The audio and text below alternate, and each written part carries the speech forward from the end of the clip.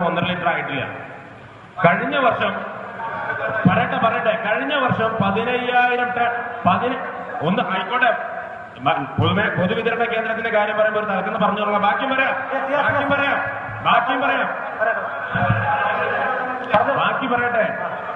15,000 ton അരി FCIന്റെ ഗോഡൌണിൽ കൂട്ടിയിട്ട് പുഴുവരിച്ച് കടലിൽ തള്ളിയത് കോൺഗ്രസിന്റെ ഗവൺമെന്റാണ് കഴിഞ്ഞ വർഷം.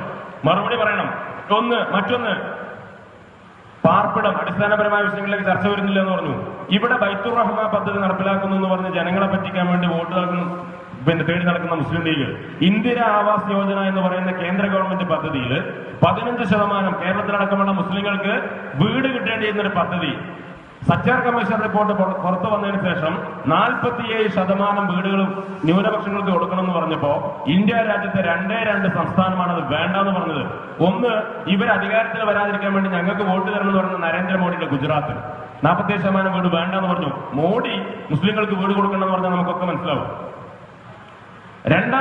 ഇന്ത്യ രാജ്യത്തെ 2ാമത്തെ സംസ്ഥാനം കേരളമാണ്.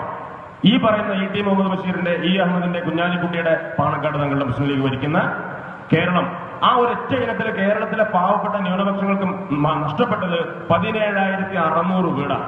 മുസ്ലിം ലീഗ് ബൈത്തുർ റഹ്മാനിലൂടെ കൊടുത്തു എന്ന് പറയുന്ന 1,500 വീടാണ്. ബാക്കി 16,100 വീടിന് ഇവരാരോട് സമാധാനം പറയണ്ടേ? പാർപ്പിടം അടിസ്ഥാന പ്രശ്നമല്ലേ? ആരോഗ്യ മേഖലയില് മുഴുവൻ താലൂക്ക് ആശുപത്രികളിലും ഡയാലിസിസ് സെന്റർ കൊടുക്കുമെന്ന് പറഞ്ഞു. ഇപ്പൊ പണി നടക്കുന്നേ ഉള്ളൂ.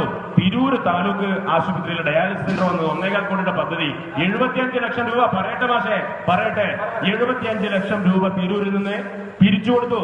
ഉദ്ഘാടനത്തിന് വാടകയ്ക്ക് ഡയാലിസിസ് മെഷീൻ കൊണ്ടുവന്നു. വിവാദം ഉണ്ടായി.